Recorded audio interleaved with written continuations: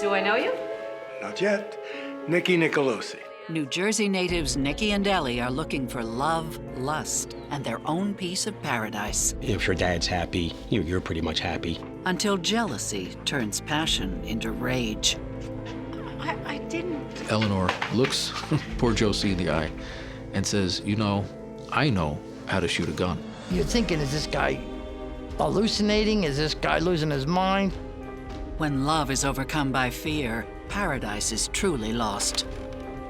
I remember seeing something glistening in the grass. And when I bent down, I could see that it was a bullet. Love may be blind and marriage bliss, but divorce is murder.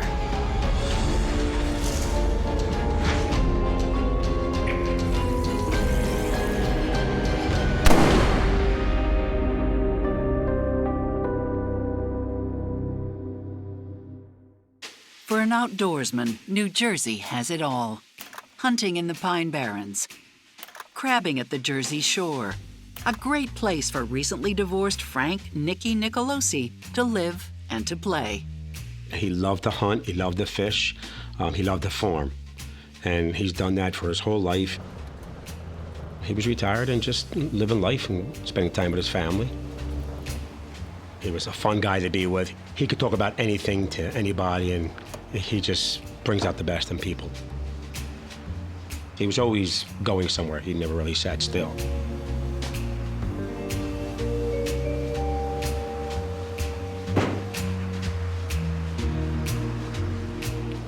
And at the local church, a widow named Eleanor Asroff finds comfort in her passions and community. Some peppers for the church, Father.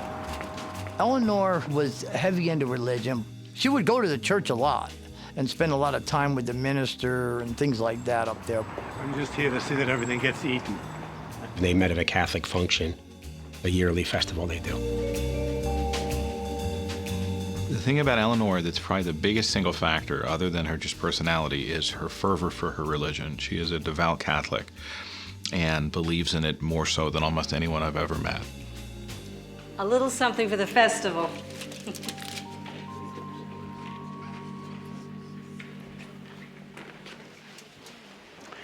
Ladies, something smells good. Do I know you? Not yet. Nikki Nicolosi. I'm here for the food. Well, it's all for a good cause. Yeah, my stomach. Ellie Asroff. It's a pleasure to meet you. Nikki was a joker. All the girls liked him. They liked Nikki. Everybody liked Nikki.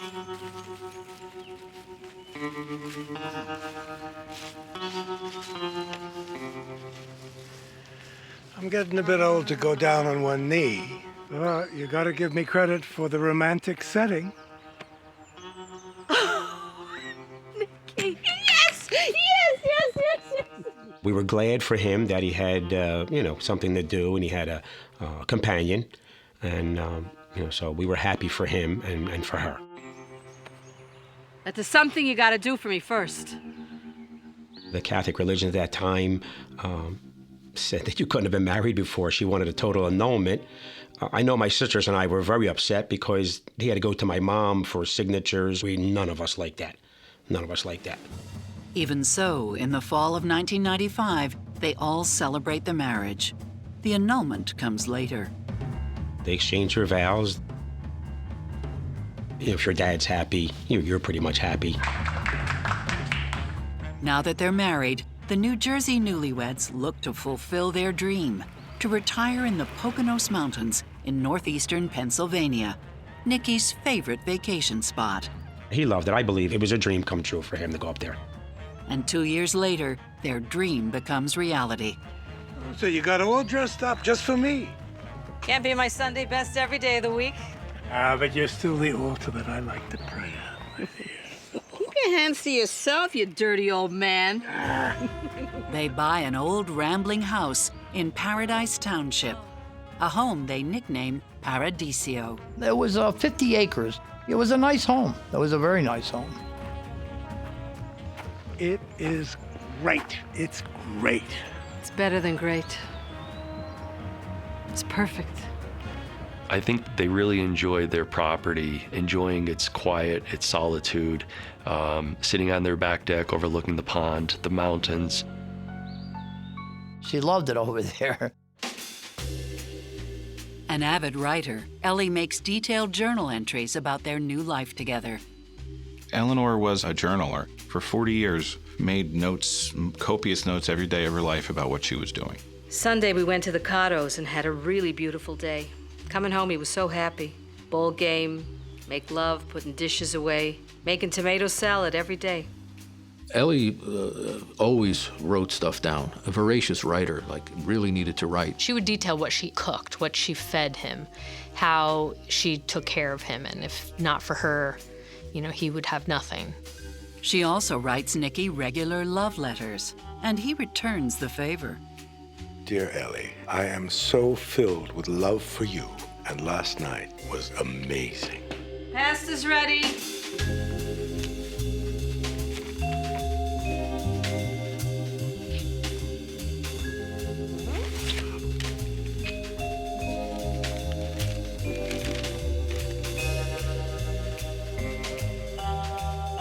Keep going. I can't wait to read the rest.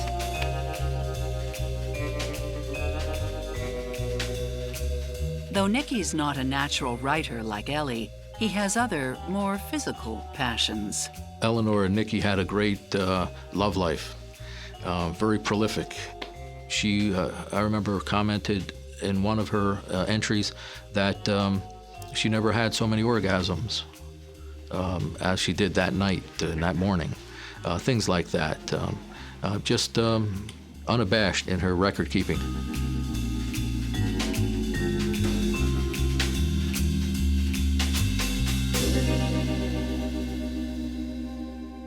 The move to the Poconos is the ideal setting for retirement. Nikki, a natural extrovert, makes fast friends with their new neighbors. Nikki was a good old boy. I liked him. He was a real down-to-earth kind of guy, liked to hunt. And I'm a hunter and a fisherman, outdoorsman, and he was, and we hit it off. We really got along good. While Nikki's got a full social calendar, Ellie prefers to enjoy the peace and quiet of their mountain home, a cozy place where she can take care of herself. Eleanor had various health problems that made it hard for her to do a lot of physical things. Oh. Nikki! And of course, like everyone with that, she had good days and bad days. Nikki! She had osteoporosis. She had herniated discs. I'm sure on some days she needed more help than others. Oh. Ellie, you gotta be more careful. Here. Ellie spends more and more time at home, but Nikki wants to be out and about. Home for supper? The game starts at 3. Bob's gonna be waiting. Please get that box of pots down from the high shelf.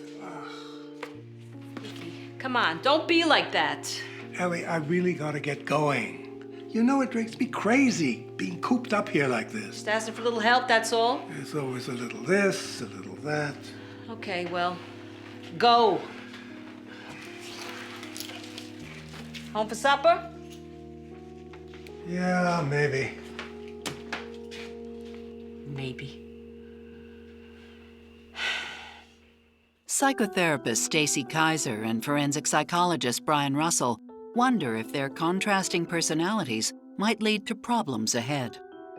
Nikki and Ellie have a lot of independent differences in their personalities. She's more religious, he's less religious, and this can impact the relationship in terms of the power dynamic. But here's what I think bodes well for them. I see them compromising. I see them trying to accommodate each other.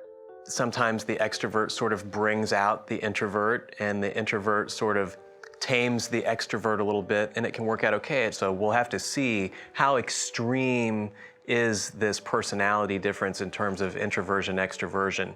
It's gonna have an impact.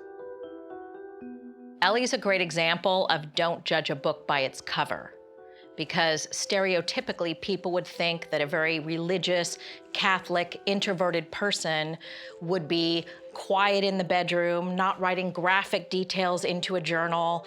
And so it makes me think that she's a lot deeper on the inside than people really realize. The fact that Ellie and Nikki seem to enjoy sex so much tells me that there is a strong amount of chemistry between them.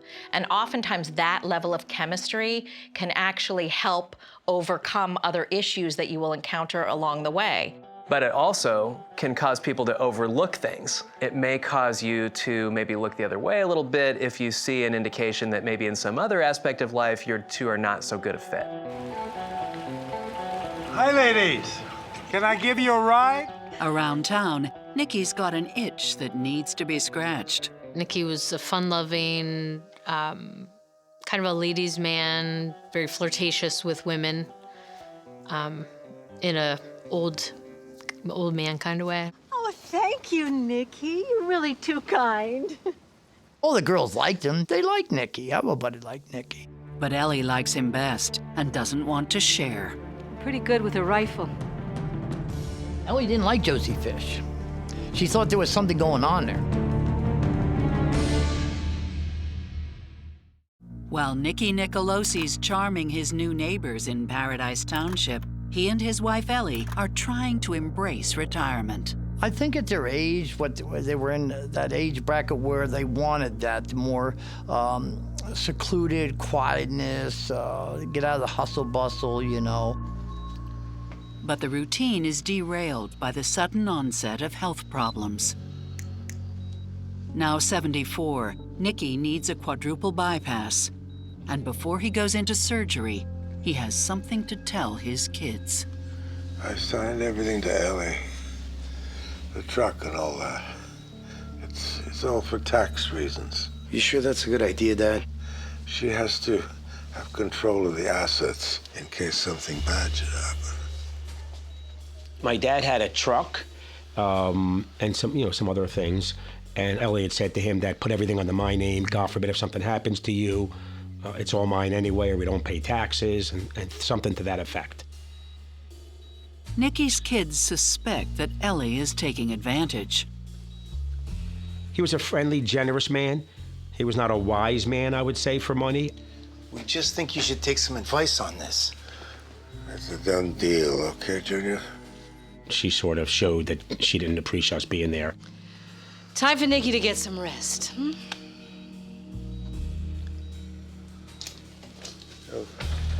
Come back and visit soon.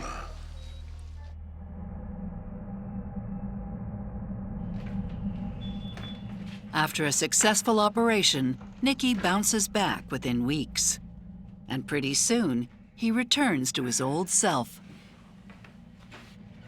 Nikki came back from Jersey. I asked why he didn't call. Being he left me home knowing I could hardly walk and I was in pain. But Nicky's old self only annoys Ellie. Now he's reading his paper. After he had a nice breakfast, he had a shower and then a nap, gets up, eats dinner, and off to the ball game.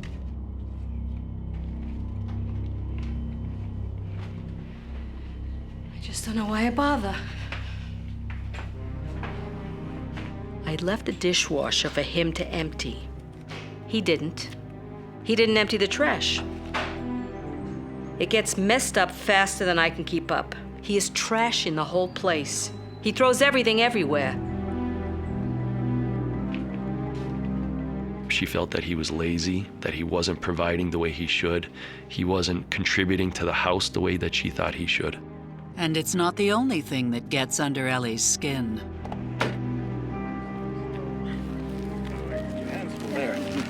Can I give you a ride home? Oh, thank you, Nikki. He always flirted with the girls. I thought it was innocent. Hey. In the last 2 years, it has not been innocent.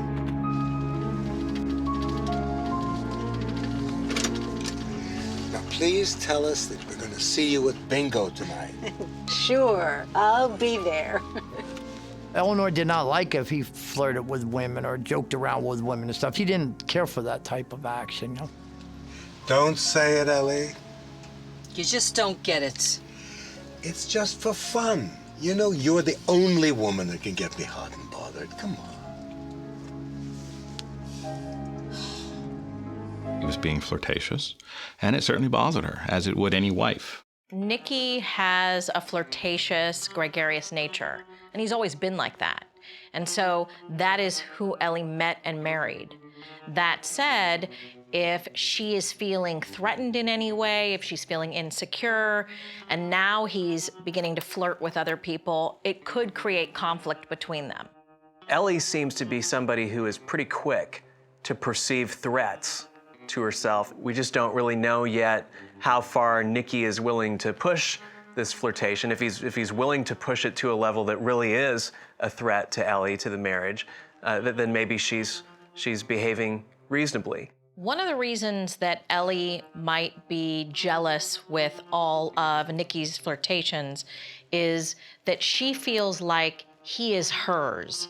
They have a great sex life, they are married, everything's been going well, and so she may be feeling threatened that some other woman is going to take him away and she's going to lose all of that.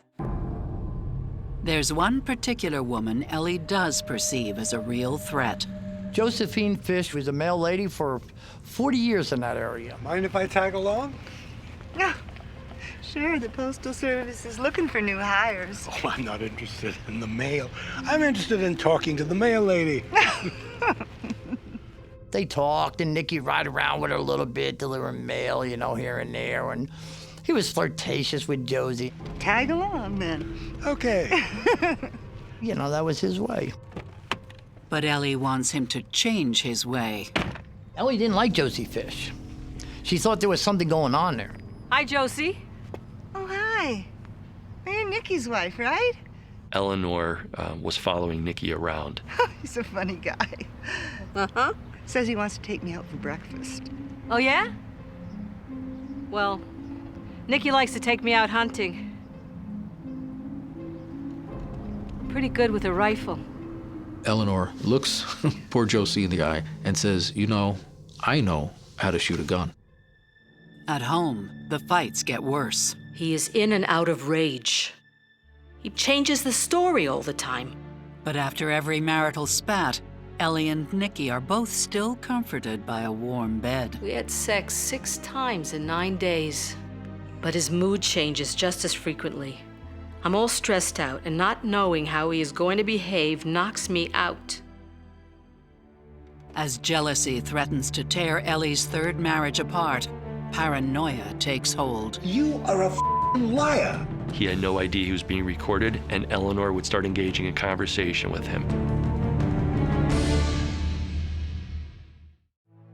Nikki and Ellie Nicolosi once enjoyed a fiery sex life.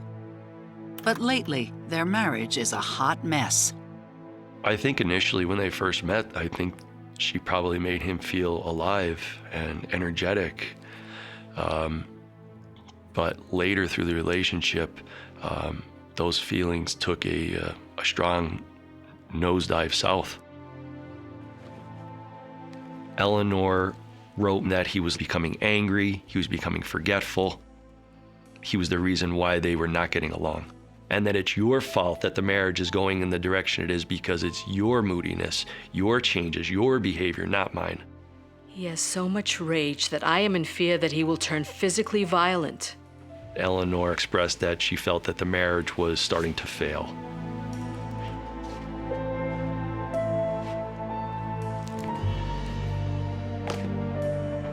She said that Nikki was a womanizer, and that he was the cause for the marriage strain.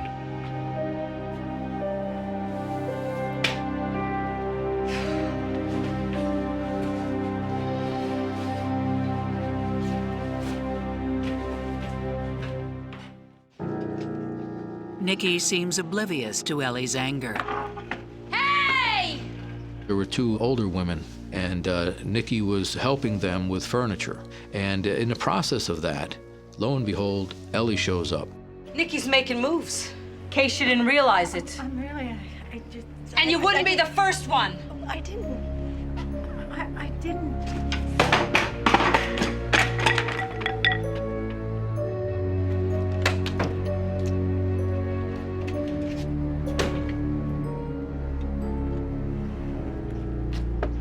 Open the window. Open the damn window! You son of a bitch. You and your floozies can all go to hell. I will kick their asses if they try anything. She's 83 years old. And I will kick yours too if you carry on like this. It's not the first time Ellie has cornered a friend of her husband's.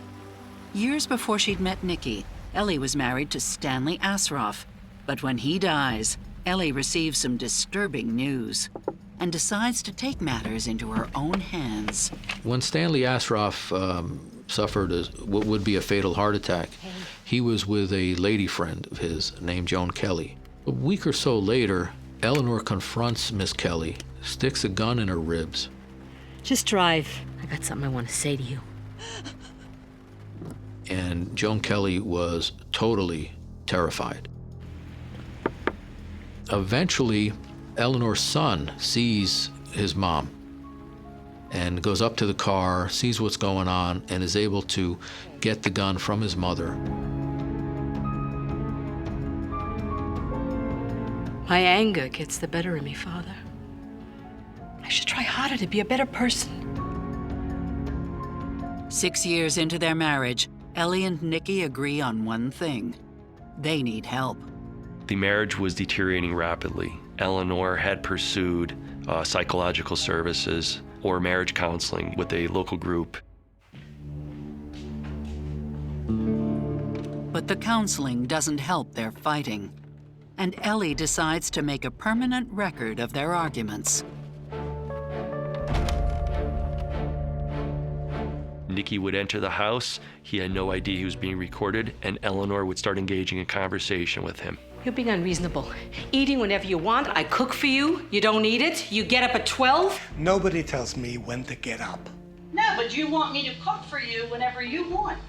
Whatever hour of the day you want. Did I make you pancakes this morning? You're supposed to do that. I'm supposed to do that. Yeah. Anyway, there's pasta in the fridge. I have to eat pasta every meal? You said you could eat pasta every day. The conversation turns to their counseling session. I don't think you're listening to me. I do. What about all the talking you did about your family and your childhood? That's all. You're a liar. That's what you are. You're the one who did all the talking. Now you're taking it out on me. Well, I don't know what I'm supposed to have lied about. You scream and yell and curse and carry on after we just had a successful session at the counselor. I can't put up with this no more. I don't know what door I'm going out and what door I'm coming in. The argument also turns to the couple's finances. She kept the reins on that money. She had full control over that money at all times. Yeah, but the money situation doesn't change. $2,400 in bills? 2 credit cards. All the gas, the groceries. The receipts are all there. Something ain't right. You can't live on $2,400. You go hunting anytime you want. I give you anything you want. I go hunting once a year.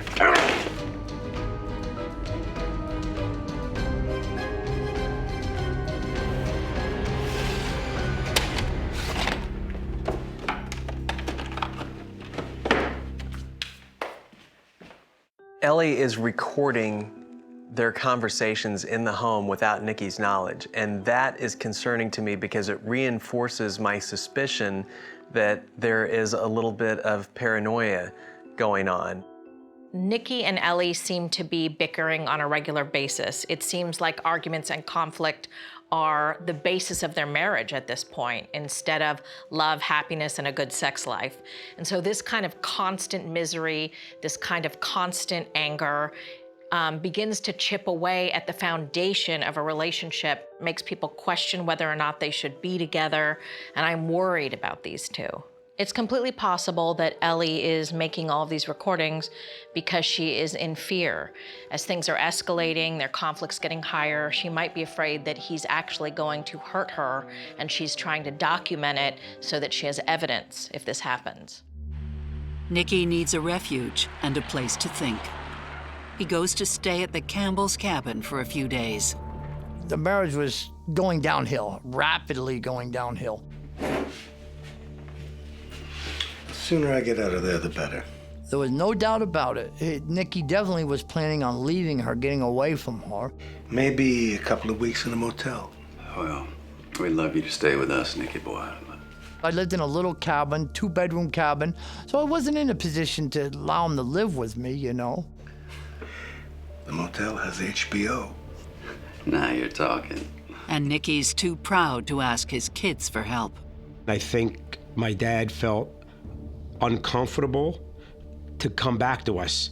I really, really feel that he didn't do that at that time because he thought we weren't going to accept him. That same weekend, Nikki's mood improves when he gets a deer. But after Bob helps him to process the meat, Nikki refuses to eat any of it. Gourmet lunch, I see. What happened to all that deer meat? No, I threw it out. I don't know what she put in it. At first, I thought Nick was losing his marbles a little bit, you know. You're thinking, is this guy hallucinating? Is this guy losing his mind? While Nikki's determined to divorce Ellie, she's equally determined for him to stay. Dear Nikki, this is a request from me to you. Please put aside all your anger. Write a letter for me. In that letter, Eleanor instructed Nikki to write everything positive that he could think about her. And to help him, she included several topics as a guide for Nikki to write. It's a heartfelt plea. Nikki followed those instructions and wrote Eleanor a letter. I love you very much. You think I don't love you, but I do. Maybe Ellie's last-ditch effort will pay off. You don't have to leave, you know. Lately, I don't know what to think. Think of me, Nikki. Think of us. Without you, I would not survive. But survival can no longer be taken for granted. He was very, very scared. Shot in the back and rolled up in a carpet. Huh? What a way to die, huh?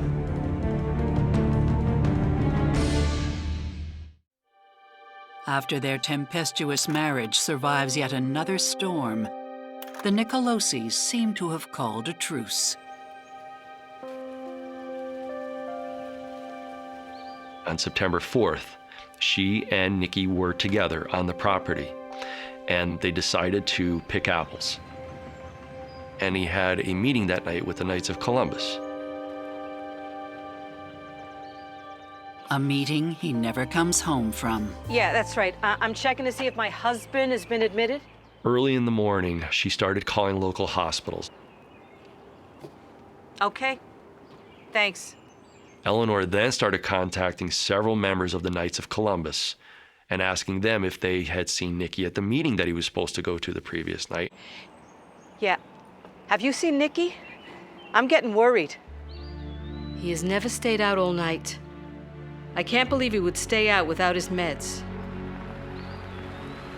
Finally, Ellie calls the police.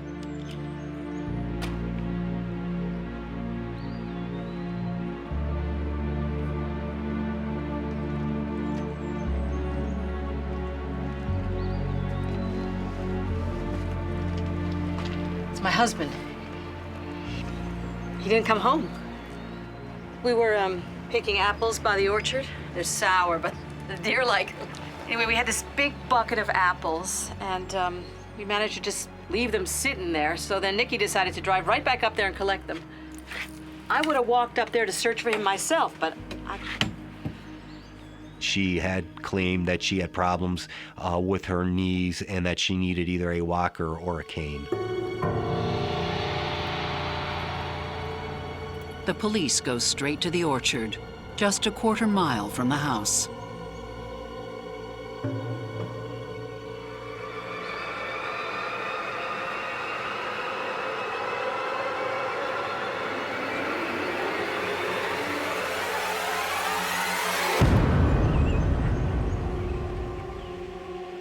Once they removed the carpets from him and there were 5 what we believe bullet holes in his torso, we believed it was a homicide investigation from there.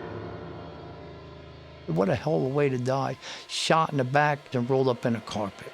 Huh? What a way to die, huh? There's no sign of a murder weapon, and little else to go on. There was a downpour after the murder and before the discovery of the body, thunderstorms. A lot of times you try to look for a bloody trail, but the rain would have washed away the blood. We suspected that he had been shot with some kind of revolver only because we didn't find any expended shell casings at the scene. Was there someone else in the orchard that day? Someone who had reason to cause trouble? We did talk to a neighbor who had heard gunshots the day before and seen a vehicle, an unknown vehicle, racing up and down the driveway, which was right around the time of Nikki's death and totally out of character for the neighborhood.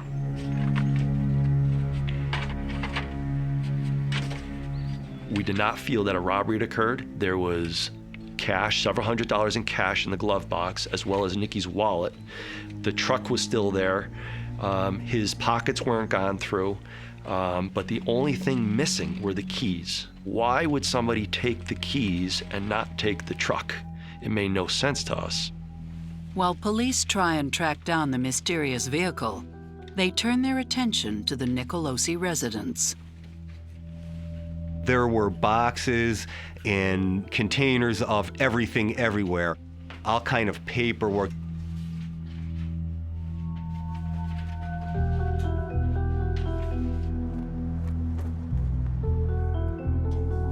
Investigators pore over the letters, looking for clues.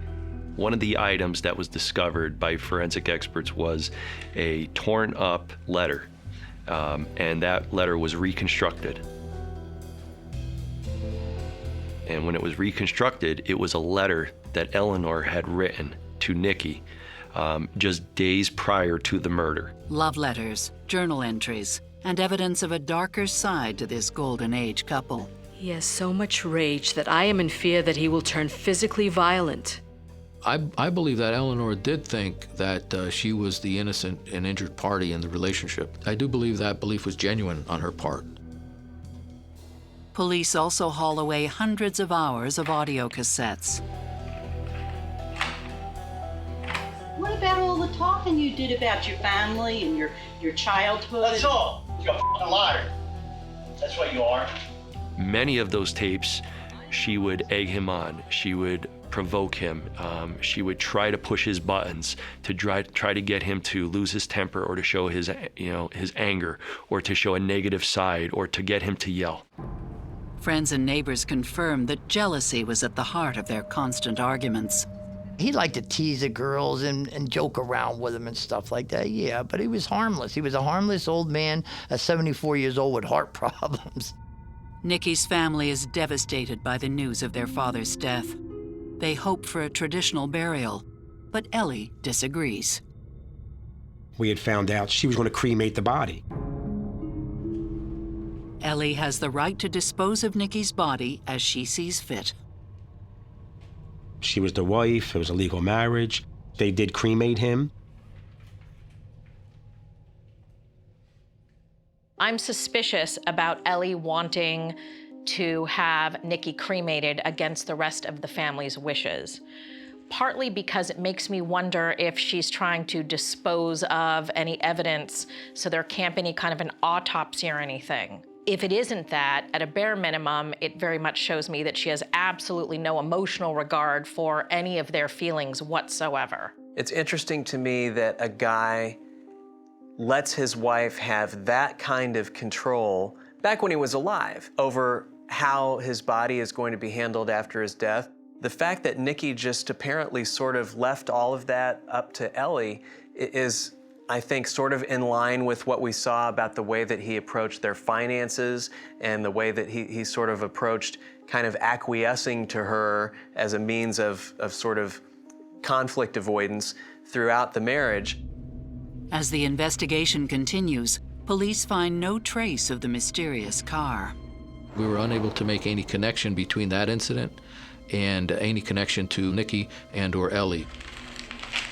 Meanwhile, news of Nikki's murder spreads.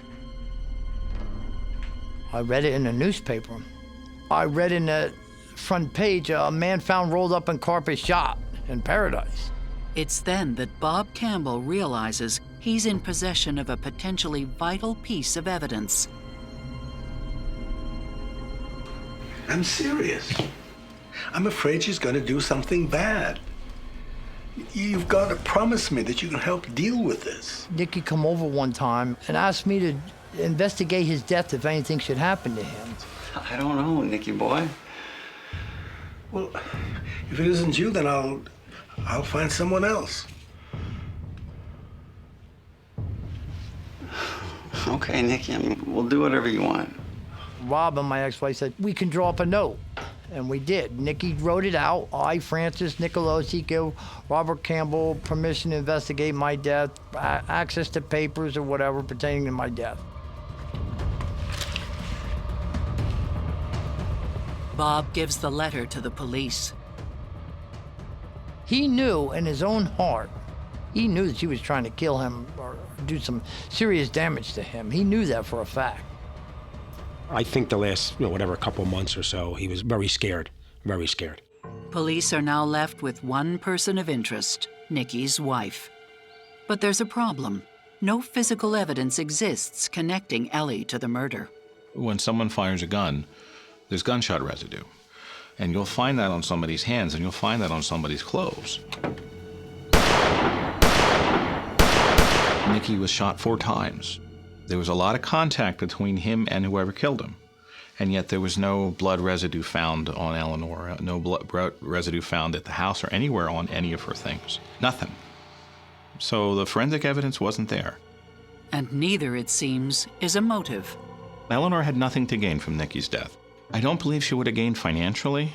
There wasn't a big life insurance policy that she could cash in and say, here, I get this. Nothing like that. So no, financially, it wouldn't have made sense either.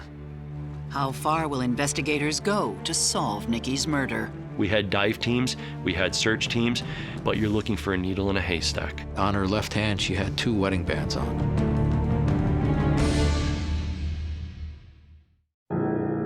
Nikki Nicolosi has been murdered, and his wife Ellie is a person of interest in his death. Except there's no physical evidence, no motive, and no murder weapon connecting her to the crime. Police bring Ellie in.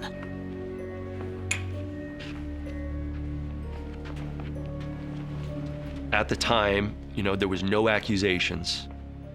It was an open investigation.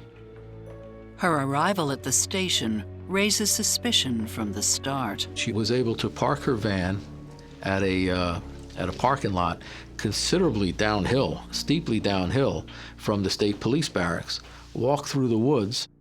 So, why couldn't you walk back up to the orchard to look for Nikki? My hip. I just couldn't get up there. Yeah, that's right.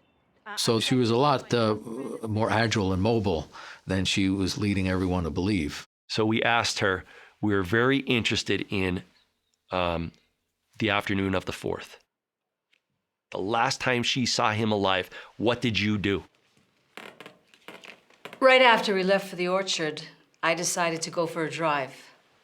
She drove up to Toby Hanna State Park. There's a large lake there. And I realized that I wasn't wearing any underwear. And the sun was just shining right through my dress. So I got right back up in the van and I went right back home. It's a strange story, but the detectives believe she's telling it for a reason. She did, in fact, go to Toby Hanna. We believe that was true. And we believe that she went there for the reason of likely trying to discard the firearm there. But she was seen by parkgoers. So whether or not she dumped the gun there or not, we'll never know. We had dive teams, we had search teams.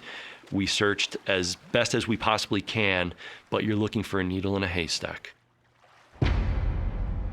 Just when investigators seem to be losing hope, a new piece of the puzzle is revealed.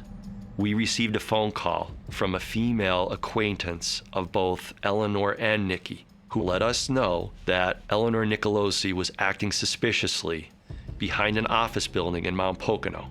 She sees Eleanor get out of her van, walk to the rear of the dumpster. We then walked to the area where she had directed us to where Eleanor was. And I remember seeing something glistening in the grass. I could see that it was a bullet.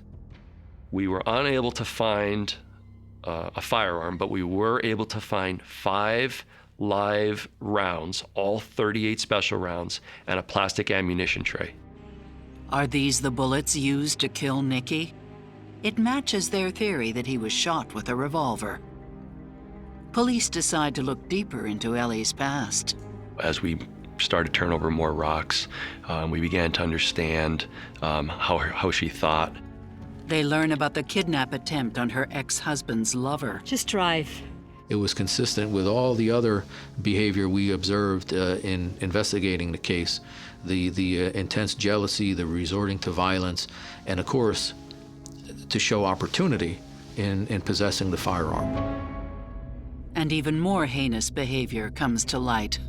There was a point in time when their mother was becoming elderly and, nearing the end of her life. And Eleanor had told the sister, let's get mom's money, something to that effect. And while the mother was living with Eleanor, the sister told us that there was a fire at Eleanor's house, and it was considered suspicious.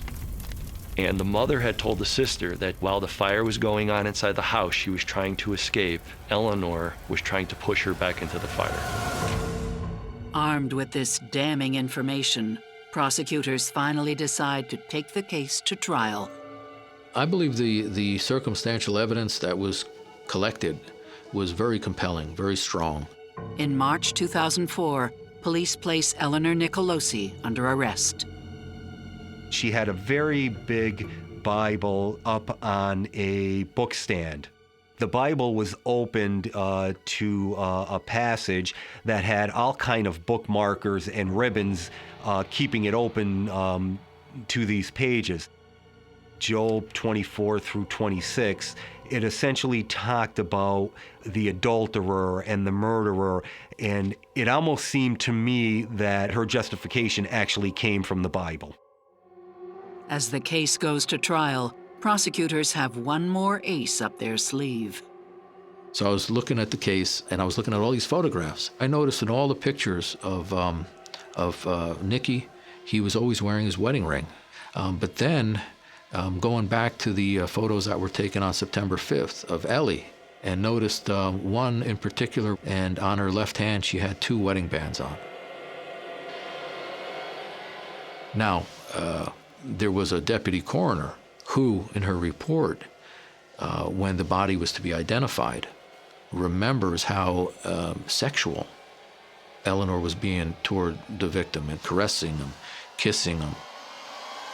And one of the things she does is she puts his wedding band on his hand. It seems like the affection didn't stop there. He was left outside, but he was covered from the elements by the carpet. His hat was placed nicely by his body. From the beginning, it led investigators to believe that this was done by someone who had some care and compassion for Mr. Nicolosi. This was almost a way of Eleanor signing her name to the scene as the killer.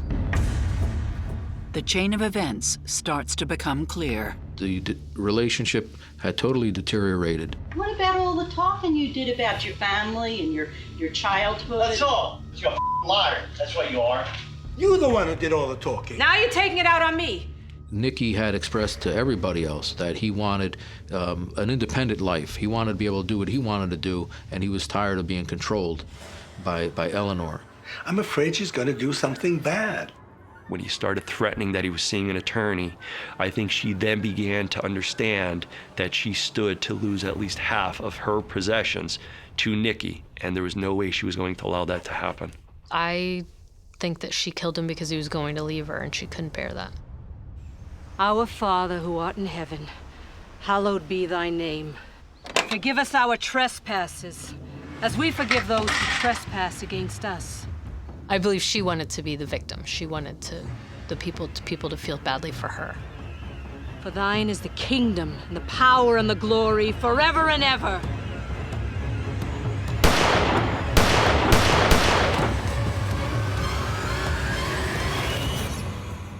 Amen.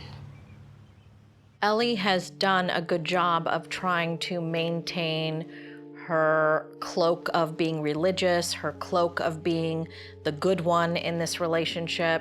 And I think that she worried that if their relationship fell apart, And Nikki left, that there was something wrong with her. And so it was easier for her in her mind to kill him. And she thought she would get away with it. She thought that she had done a good enough job that no one would ever think it was her. As is so often the case, Ellie seems to be somebody who greatly overestimated her own intelligence and her own ability to fool everybody. And that is one of these hallmark traits of people who are narcissistic and sociopathic. They view other human beings the way that most of us view inanimate things. They see them as possessions. They see them as things to be used, to be kept around as long as they're useful. And it really seems to me that this kind of a profile fits. In Ellie's mind, the mind of a narcissistic sociopath, she's busy thinking to herself, I've gotten away with so many things like this before, and I'm sure I'm gonna get away with it again because I am a genius. The day of her deliberation, I remember her sitting on the concrete floor with her rosary praying for hours while we waited for the jury deliberation. On February 10th, 2005, Eleanor Nicolosi is found guilty and sentenced to life in prison. People say she's going to suffer, she's in jail the rest of her life, and she'll probably die there. But again, that isn't closure. Somebody's taken somebody away from you for lots and lots of years, you know. So. We convicted her for life in prison, and I'm glad. And her day's coming yet, when she meets the Lord. She thought she had the perfect crime, but it wasn't. Francis Nikki Nicolosi will be sorely missed by his family and his many, many friends. He didn't have a bad bone in his whole body, that old boy didn't. I miss him. He was a good guy. He really was. I don't think I'll ever forgive or forget what happened, and I don't think I'll ever feel closure.